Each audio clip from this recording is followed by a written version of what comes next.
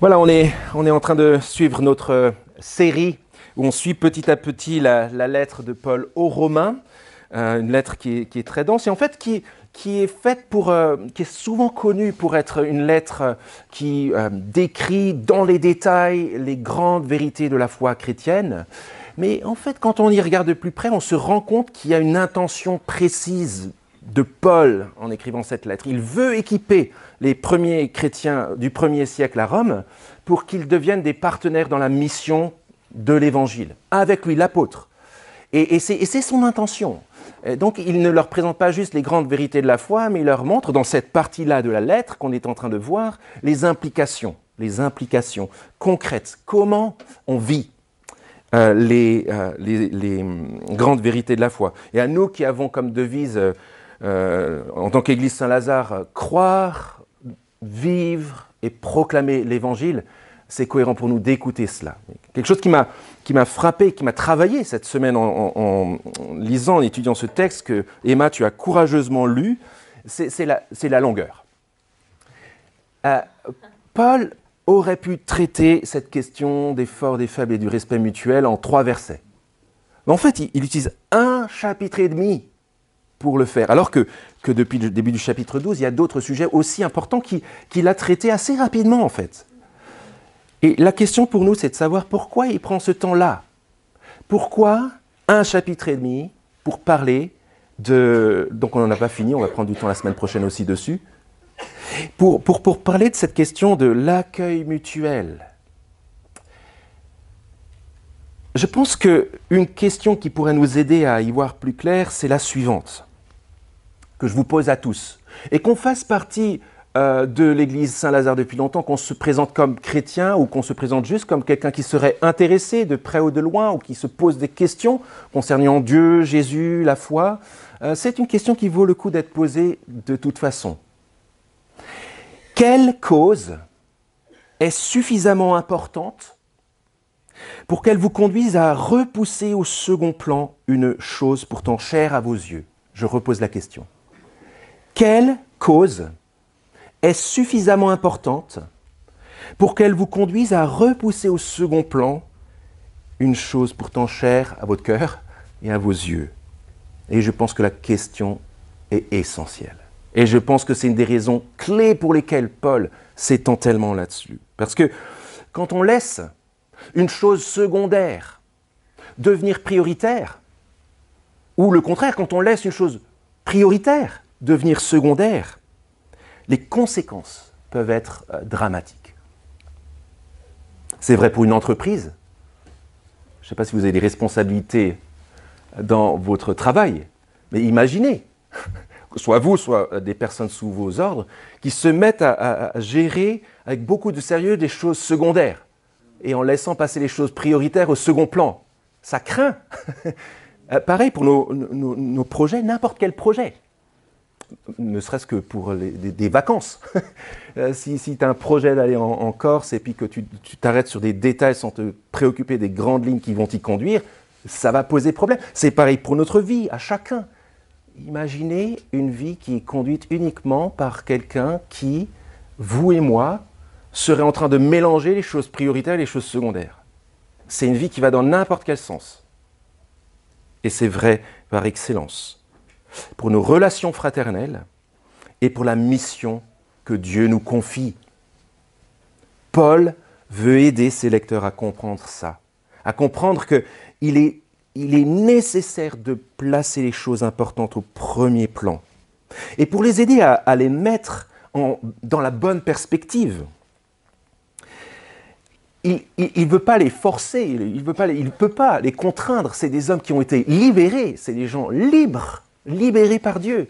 Et donc, en fait, comme il le dit au début du chapitre 12, merci Emma d'avoir lu le début du chapitre 12, il veut les aider à discerner la volonté de Dieu, comme des adultes, à comprendre quelle est la volonté de Dieu, ce qui est bon, agréable et parfait. Et pour les aider à faire cela, ce qu'il fait, c'est qu'il met en contraste leurs valeurs sociales, leur dada, leur combat potentiel avec la valeur supérieure de l'Évangile. C'est ce qu'il fait dans le texte qu'on vient d'entendre. C'est un défi, cette mise en contraste, qui pourrait se résumer par une question avec laquelle on pourrait repartir tout à l'heure. Qu'est-ce qui compte vraiment? C'est bien, je vois que vous vous posez déjà la question. Donc, comment Paul le montre? Paul le montre de deux manières. D'abord, il leur rappelle que c'est au Seigneur qu'ils appartiennent.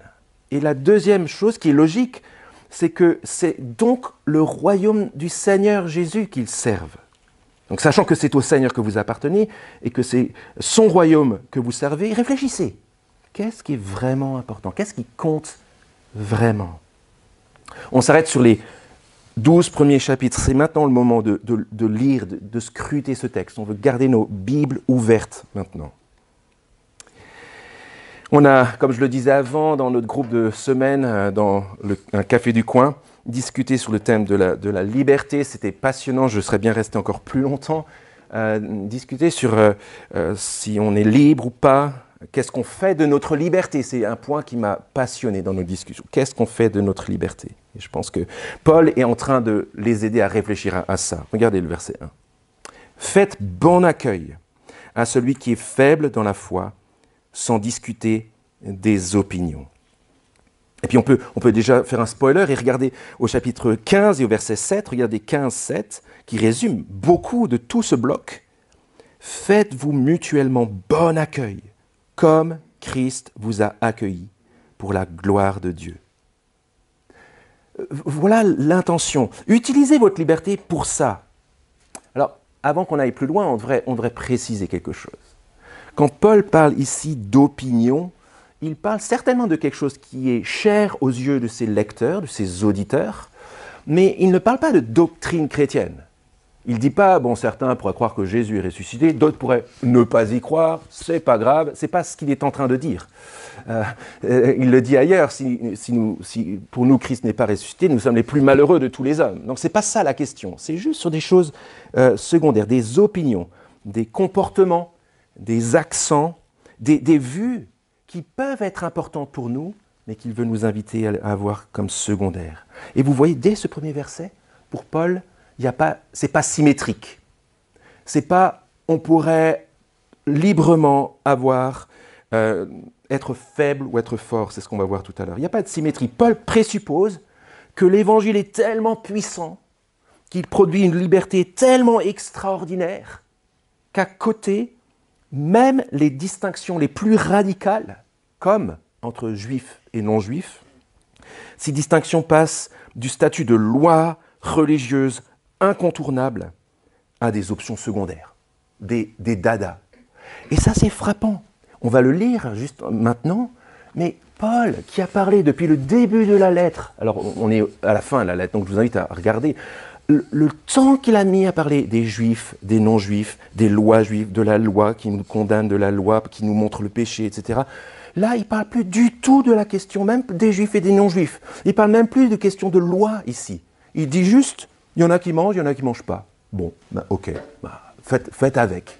Vous voyez que pour Paul, il préfère qu'il y ait une liberté plutôt qu'une contrainte, tout simplement parce que la liberté de l'Évangile nous fait remettre les choses en perspective. Et du coup, regardez le verset, à partir du verset 2, et on va aller jusqu'au verset 6.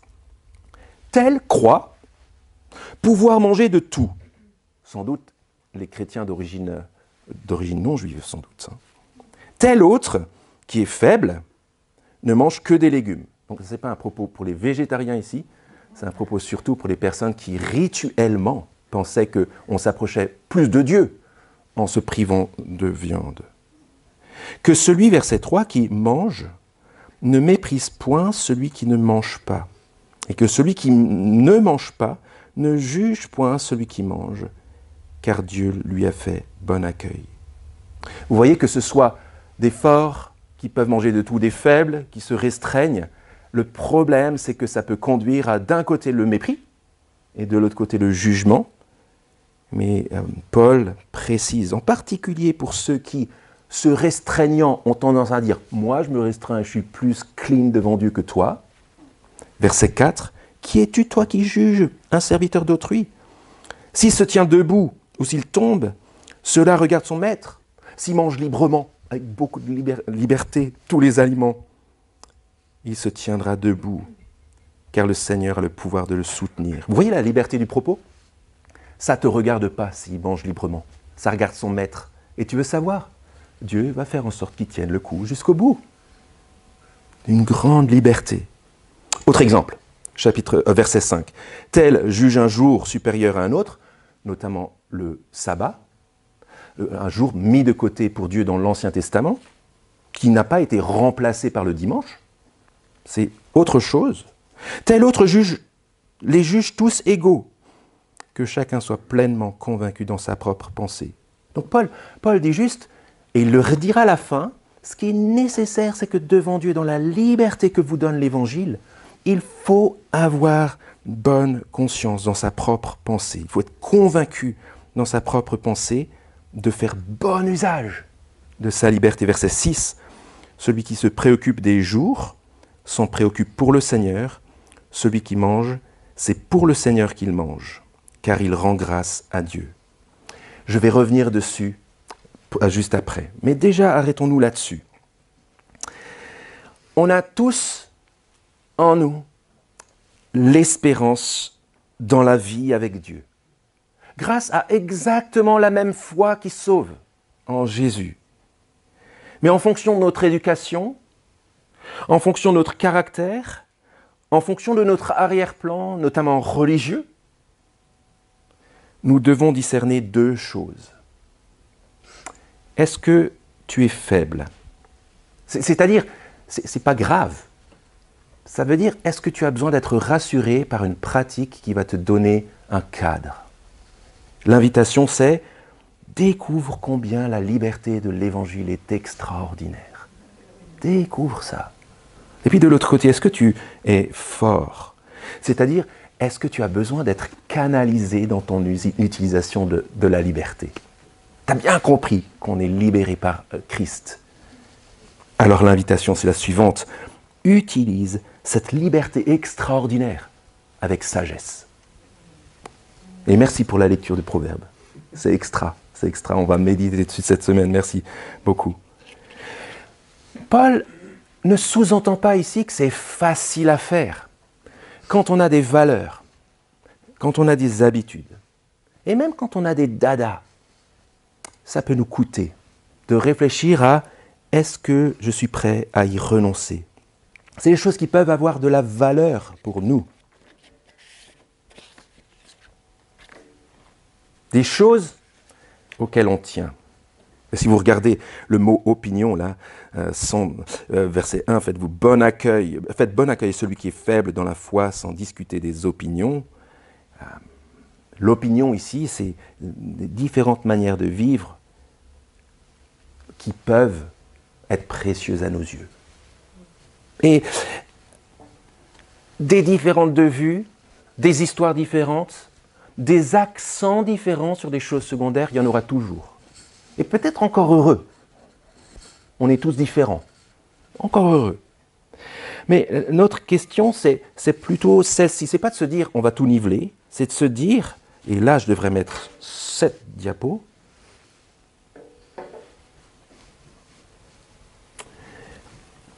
Comment faire pour que nos différences ne deviennent pas des divisions toxiques qui portent atteinte à l'unité de l'Église, à la pertinence de notre témoignage et à l'efficacité de notre mission? Voilà la question.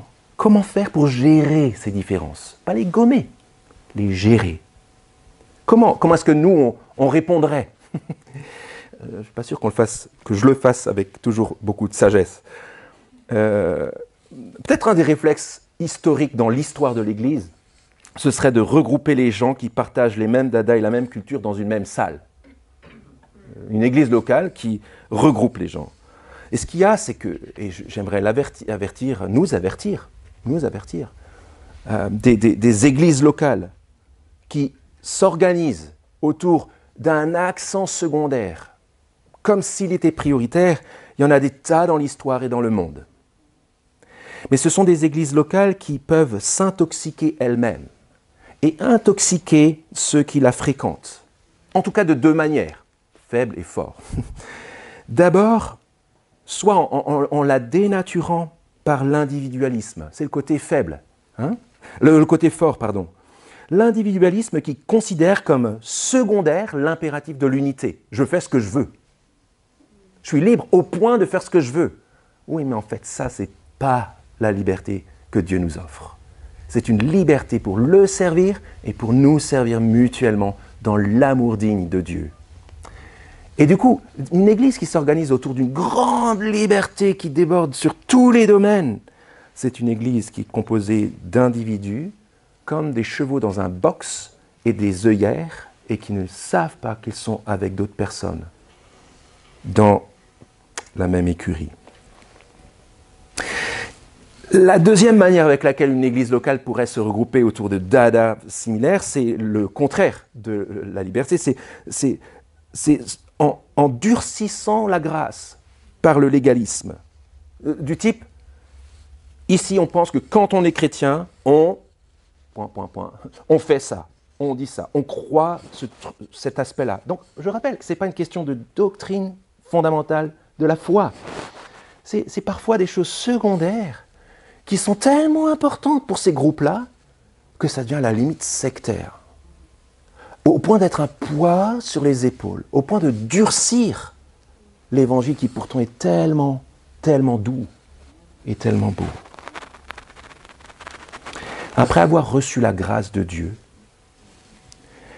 on peut faire de cette grâce n'importe quoi. On peut la défigurer. Et on veut s'avertir mutuellement. On ne veut pas faire ça. Si Paul s'est échiné pendant 8 chapitres, peut-être même 11 chapitres, à nous présenter la grâce, c'est pour qu'on en fasse bon usage. Paul, ce qu'il fait, c'est qu'il détourne les regards de ses lecteurs de leur nombril. Moi je fais ça, c'est super. Moi je suis libre. Pour regarder ailleurs. Il tourne leur regard à partir du verset 6 et suivant, vers le haut, vers le passé et vers l'avenir. Il élargit leur vision. Regardez, versets 6 à 11. Et il y a 3 chocs dans ces versets. Celui qui se préoccupe des jours s'en préoccupe pour le Seigneur, on l'a vu. Celui qui mange, c'est pour le Seigneur qu'il mange, car il rend grâce à Dieu. Celui qui ne mange pas, c'est pour le Seigneur qu'il mange. Il rend aussi grâce à Dieu. Ah oui, pourquoi ? Verset 7. Choc. En effet, nul de nous ne vit pour lui-même et nul ne meurt pour lui-même. Car si nous vivons pour le Seigneur. Ça, c'est le premier choc culturel. Pas culturel dans le sens « je viens de telle culture », culturel humaine.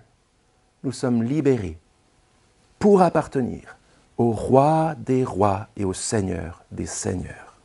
Nous ne nous appartenons pas. Et ce choc est décisif. Et il nous choque parce qu'on ne veut pas naturellement de ça. Mais on ne peut pas laisser nos nombrils conduire les choses, faute de quoi on va continuer à nous diviser les uns les autres. Premier choc, je ne m'appartiens pas. Ça pose la question plus large, la question de la liberté radicale, la liberté totale indépendante. Je veux bien en discuter après avec vous, vous pouvez en discuter les uns avec les autres. La liberté radicale, sans aucune contrainte, juste n'existe pas. C'est un mensonge. La question, c'est plutôt de savoir, comme j'ai déjà cité Bob Dylan, je ne vais pas vous la refaire, mais on est toujours en train de servir quelqu'un. La question, c'est qui ? Et Paul dit, en fait, vous servez le roi des rois, le Seigneur des seigneurs, qui s'est donné pour vous, par amour pour vous, vous lui appartenez. Deuxième choc. Paul dit, dans la deuxième partie de ce verset 8, car si nous vivons pour le Seigneur, si nous mourrons pour le Seigneur. Soit que nous vivions, soit que nous mourions, nous sommes au Seigneur. Deuxième choc. C'est oh là, Paul, moi je me suis converti, mais quand même à la vie, à la mort, il ne faut pas exagérer, quoi. C'est un peu trop loin. C'était juste des opinions, Paul. En fait, Paul est en train de dire, l'enjeu est grand. Il s'est donné pour vous à la mort, pour que vous viviez pour lui, et c'est à la vie, à la mort. C'est dans tous les détails. C'est du début à la fin de votre existence. C'est pas dans des petits recoins. C'est dans toute votre vie, à la vie, à la mort. Ce qui nous conduit au choc numéro 3. Christ est mort, il est revenu à la vie pour être le Seigneur des morts et des vivants. Mais toi, pourquoi juges-tu ton frère? Ou toi, pourquoi méprises-tu ton frère?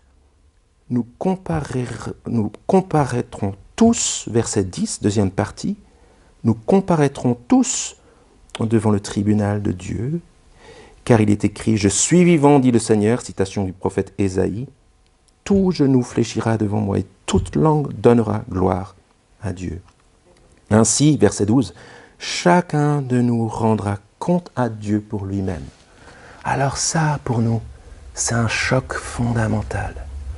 Ah bon, je croyais que le jugement n'était pas pour moi. Non, ça c'est sûr, on ne parle pas ici du jugement dernier. Jésus est mort pour que nous évitions de subir les conséquences du jugement dernier, mais Dieu nous demandera des comptes au tribunal de Dieu, c'est peut-être une expression technique ici, au tribunal de Dieu, qui nous montre quoi? Ça nous montre une chose, ça nous montre que Dieu regarde avec beaucoup d'attention comment nous nous traitons les uns les autres et comment nous priorisons sur ce qui est important. Et il nous demandera des comptes. Il nous demandera des comptes. Et c'est une bonne chose. Parce que ça montre que la mission est importante et ça montre que les forts et les faibles sont importants dans l'Église qu'il a lui-même créée.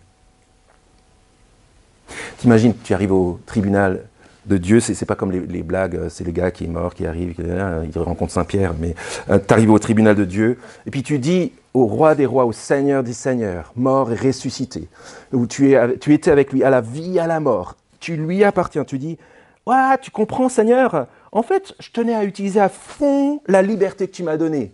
Donc voilà, j'ai bien mangé, c'était excellent, j'étais en vacances tout le temps, c'était vraiment super. Voilà le décalage avec ce qui sera important ce jour-là. Deuxième exemple, dans l'autre sens. Tu comprends, Seigneur, je tenais absolument à ce que chaque chrétien s'abstienne de boudin. Ouais, et en même temps, c'est ridicule, hein? Mon exemple est ridicule. Mais ce sera tout aussi ridicule au jour du jugement, de ce que Paul dit, le tribunal de Christ. C'est une bonne chose que Dieu nous demande des comptes de ce qu'on a fait, de la liberté qu'il nous a donnée et de comment on a servi son corps, on a servi sa mission. Ce sera tout aussi ridicule si on passe à côté. On n'ira pas en enfer, on sera au ciel, mais on sera comme tout nu devant Dieu.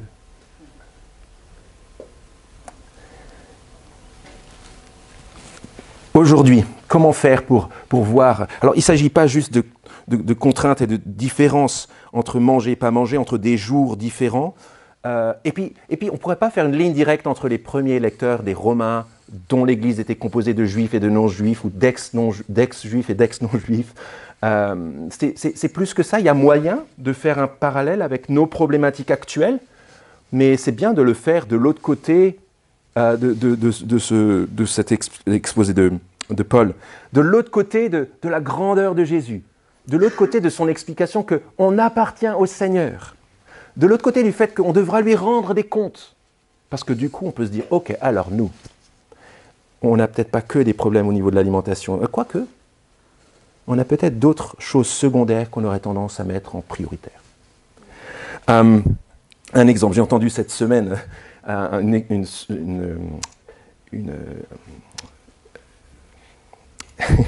idée spontanée d'un GBUcien, d'un membre des groupes bibliques universitaires qui voulait proposer un Airbnb dans un pub au happy hour.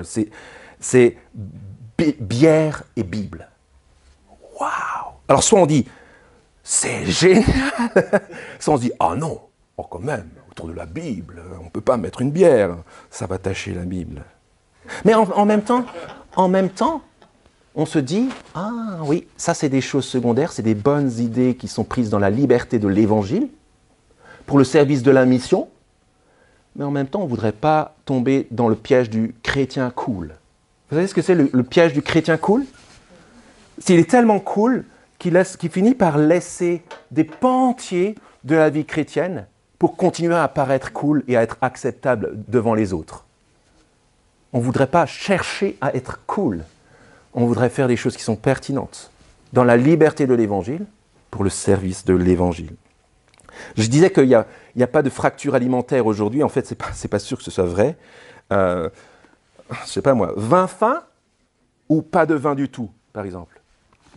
Moi, j'aimerais bien qu'il y ait le repas du Seigneur avec du vin, mais c'est une bonne chose qu'on ait quand même du jus de raisin si c'est pour que les personnes qui ont du mal avec l'alcool puissent prendre le repas du Seigneur. Donc vin fin ou pas de vin. Carnivore? Végétarien? Flexitarien? Vegan? Frugivore? Vous pouvez continuer la liste comme vous voulez. Mais parfois, ces choses nous tiennent tellement à cœur et tellement nous prennent aux tripes, littéralement, que ça devient prioritaire. Ça devient des combats insensés, des combats qui prennent la première place, au point où on se donne au lieu de se donner pour la mission. Autre exemple, on parle là des jours. Il y a une pertinence aussi sur les jours. Je relis le propos de Paul. Tel juge un jour supérieur à un autre, tel autre les juge tous égaux, que chacun soit pleinement convaincu dans sa propre pensée. On pourrait parler du travail le dimanche. Oh, il travaille le dimanche. Ou alors, d'un autre côté, quelqu'un qui dirait c'est interdit de faire ça. Ou d'autres qui diraient en fait, c'est vachement pratique.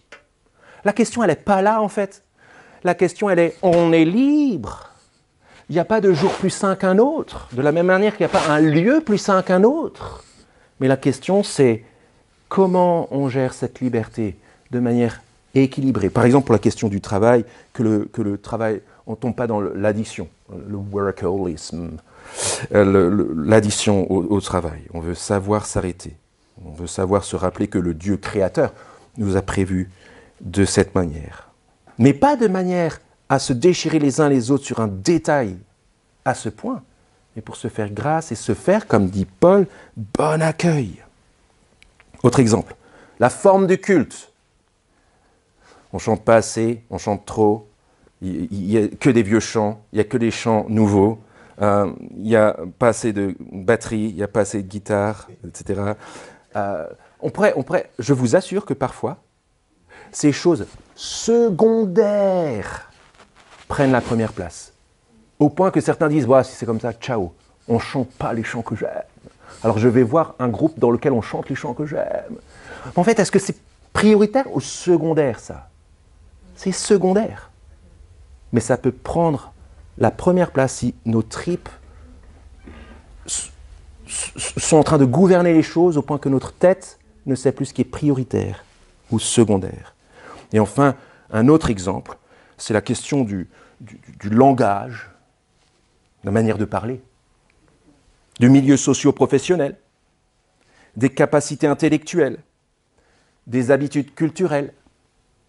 Je fais la liste, mais je suis convaincu parce que je me connais, moi, je vois ça chez moi, c'est que parfois il y a des trucs, des habitudes toutes bêtes, quotidiennes, qui m'énervent chez les autres. Je ne dis pas qui, comme ça, ça on est tranquille. Et je suis sûr que des choses vous énervent chez moi dans ces choses-là. Mais est-ce que c'est prioritaire ou secondaire? Qu'est-ce qui est important? Qu'est-ce qui compte vraiment? Paul remet tout le monde en perspective. Paul remet tout le monde à sa place, dans le bon sens du terme. Il met devant nous le Seigneur glorieux devant qui nous devrons rendre compte, de manière à ce que ce soit un absolu tellement absolu qu'il ne souffre aucune comparaison. Comme une bougie allumée à 14 heures au solstice d'été, où tu penses qu'en plein soleil ça va être utile, mais c'est ridicule de faire ça. Nos petites bougies qu'on allume au solstice d'été, devant la gloire et la lumière de Dieu, devant la gloire et la lumière de sa mission glorieuse dans le monde, on devrait la souffler ou au moins la mettre de côté, en disant, en fait, c'est pas tellement important par rapport à cette gloire-là. Et on va aller un peu plus vite sur la deuxième partie. Qu'est-ce qui compte vraiment? Sachant que c'est au Seigneur que vous appartenez et que c'est son royaume que vous servez. Ce qu'il y a, c'est que lorsqu'on est obnubilé par nos petits dadas et notre sous-culture, pas sûr qu'on arrive toujours à bien discerner ce qui est en jeu, les vrais enjeux. Et Paul nous remet la tête à l'endroit. Regardez à partir du verset 13, sur la base de tout ce qu'il vient de dire avant. Ne nous jugeons donc plus les uns les autres. Usez plutôt de votre jugement pour ne pas mettre devant votre frère une pierre d'achoppement ou une occasion de chute. Le choc principal ici, et je vous laisse le méditer plus avant dans votre semaine, c'est les conséquences et les enjeux. Vous savez, quand on dit « j'ai reçu la liberté de Christ, donc je fais ce que je veux » d'une manière très nombriliste et individualiste, lorsqu'on enferme nos réflexes, notre vie communautaire ou notre vie spirituelle dans des petites sous-lois, en faisant semblant que c'est la loi, la vie chrétienne par excellence, en fait, on maltraite les autres. On maltraite le corps de Christ. On fait du mal à l'œuvre de Dieu. Regardez l'insistance, je voulais juste souligner ça. C'est son royaume que vous servez. Alors, si faites attention à tout ce que je vous dis, dit Paul, parce que tu ne veux pas être, verset 13, une pierre d'achoppement ou une occasion de chute. Alors bien sûr, verset 14, tout est pur, rien n'est impur. Il est super libre. Mais franchement, verset 14, si quelqu'un estime qu'une chose est impure, alors elle est impure pour lui, parce que, verset 15, si pour un aliment ton frère est attristé, tu ne marches plus selon l'amour. Ne cause pas, écoutez bien, c'est un choc profond, ne cause pas par ton aliment la perte de celui pour lequel Christ est mort. Ce qui est bien pour vous ne doit pas être un sujet de calomnie. Ce qui compte, c'est le royaume de Dieu. Ce n'est pas ce qu'on a envie. Et regardez la description du royaume de Dieu, aux antipodes de ces fonctionnements égocentriques et nombrilistes. Verset 17, le royaume de Dieu, ce n'est pas le manger ni le boire, mais la justice, la paix et la joie. Par le Saint-Esprit, celui qui sert Christ de cette manière est agréable à Dieu et approuvé par les hommes. Voilà ce qui est de discerner ce qui est la volonté de Dieu, ce dont Dieu nous rend capable dans notre nouvelle liberté. Et du coup, lorsque nous interagissons les uns avec les autres, avec nos dadas, où on réfléchit qu'est-ce qui est important, en réfléchissant est-ce que je soigne l'unité et l'accueil de l'autre plus que mes dadas à moi, c'est accomplir le verset 19. Nous recherchons ce qui contribue à la paix et à l'édification mutuelle.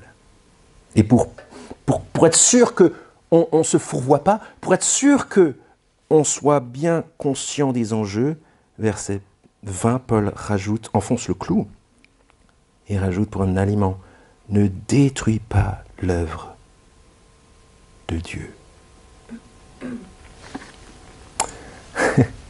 Pour être sûr qu'il n'offre pas une deuxième loi contraignante, il continue à dire dans la dernière partie, mais je suis sûr que tout est pur en fait. Donc il veut être sûr que tout le monde ait bien compris la liberté de l'Évangile. Et il s'adresse en priorité dans ce chapitre aux forts, parce que la responsabilité de ceux qui ont compris à quel point l'Évangile nous libère, c'est eux qui ont une responsabilité supérieure envers ceux qui ont encore besoin d'un cadre et des habitudes, en apprenant petit à petit la liberté de l'Évangile. C'est un choc fondamental. J'ai pensé, en lisant ce texte, en méditant ce texte, à un de ces navires en Méditerranée qui secourent les naufragés. Donc vous imaginez un de ces navires, et puis ils observent aux jumelles, ils voient deux naufragés qui sont au milieu de la mer. Et il y en a un qui nage comme un malade, et l'autre qui fait juste la planche. Et il attend. Et les deux sont sauvés. Les deux sont pris à bord. Et les deux sont pris dans l'équipe pour aider à la mission de sauver d'autres naufragés. Mais imaginez si ces deux gars, ils continuent à lutter sur « non, mais non, il faut faire la planche », etc. Et puis ils voient des naufragés, ils disent « non, il faut faire la planche !» Et puis l'autre qui se querelle avec son voisin, et puis qui dit non, il faut nager comme ça, il faut apprendre comme ça, c'est rigoureux, tu vois, c'est le côté des fêtes qui ont besoin de faire des choses. Et puis qui disent non, pas comme ça les gestes, pas comme ça. En fait, vous voyez en quoi ça peut mettre en péril la mission du bateau. C'est une illustration, là aussi, qui vaut ce qu'elle vaut. Mais quand on se comporte avec nos dadas, en cherchant à avoir nos petits cercles, qui nagent comme nous, où on fait des clans, tu vois les réflexes claniques, en fait, on ne sert pas bien la mission. C'est une certitude. Les deux gars là qui sont dans leur situation, dans leur bateau, la question qui va les sauver de leur stupidité et surtout qui les conduira à s'unir d'une manière active et informée au service de la mission, c'est la suivante. Est-ce que mon point de vue est important ? Est-ce que c'est vraiment important que le mec il fasse la planche ou qu'il nage de la brasse ? Est-ce que cette discussion-là est importante ? Franchement, il y a des fois, on devrait renoncer à certaines discussions pour se concentrer sur ce qui est important. On a des différences. Attention à bien les gérer. Et je pense que c'est ce que le Saint-Esprit fait pour nous ce matin, sous la plume de Paul. C'est le moment de conclure ensemble avant de prier. Comme je le disais avant, je ne sais pas votre cheminement, vous êtes peut-être en train de cheminer, de réfléchir à Dieu, à Jésus, à la Bible, à la foi, à l'espérance chrétienne. Je pense qu'il y a plein de choses pertinentes de toute façon là dans ce qu'on a vu. Et puis aussi cette pensée de Blaise Pascal qui m'a traversé l'esprit cette semaine, cette réflexion dans les pensées de Blaise Pascal sur les divertissements. Où il dit que les divertissements sont inventés par l'homme pour nous divertir de notre condition humaine et pour nous faire oublier les vrais enjeux. Et peut-être l'avertissement, ce serait tout simplement ça pour tous les hommes, chrétiens, pas chrétiens. C'est attention à ne pas se laisser divertir, pour laisser passer de côté les vrais enjeux et s'adonner à des combats, à des loisirs, à des choses qui nous digressent, qui nous divertissent de ce qui est vraiment important, de ce que c'est vraiment la vraie vie. Attention à cela. Et puis, pour chacun de nous, on revient sur la question de la mission. La valeur, en tout point supérieur de la mission que le Seigneur nous confie, doit nous conduire, chacun, à mettre en place consciemment et intentionnellement un principe de hiérarchisation, où il faut qu'on hiérarchise, chacun. Hiérarchisation de nos habitudes, de ce qu'on aime, de nos dadas, de nos combats, pour qu'on s'applique à servir ensemble une cause, celle de l'Évangile, qui sera toujours la plus noble, la plus importante et la plus glorieuse. Avant la prière, 3 questions qu'on peut mâchouiller dans la suite, réfléchir là-dessus ensemble dans le hall ou dans la rue ou dans la semaine. Lesquelles de mes choses importantes me divertissent de la priorité de l'Évangile ? Chacun a sa zone de travail, moi y compris. Deuxième chose, quel dada ou combat m'énerve chez les autres ? C'est pas mal de les repérer. Est-ce que c'est important ? Et enfin, comment ce texte qu'on a vu ensemble nous aide à remettre les choses dans la bonne perspective ? Je vous invite à prier.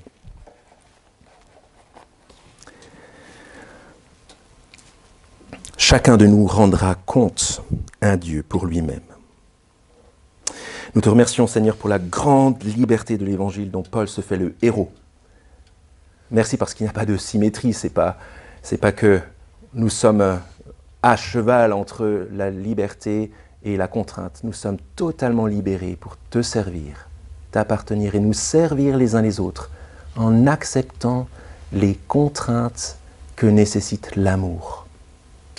Donne-nous, Seigneur, apprends-nous à nous faire bon accueil les uns les autres pour l'unité de l'Église, pour la pertinence de notre témoignage et pour la progression de la mission que tu nous confies à la suite des Romains, ici, dans ce coin du monde et dans ce coin de l'histoire. Dans le nom de Jésus. Amen.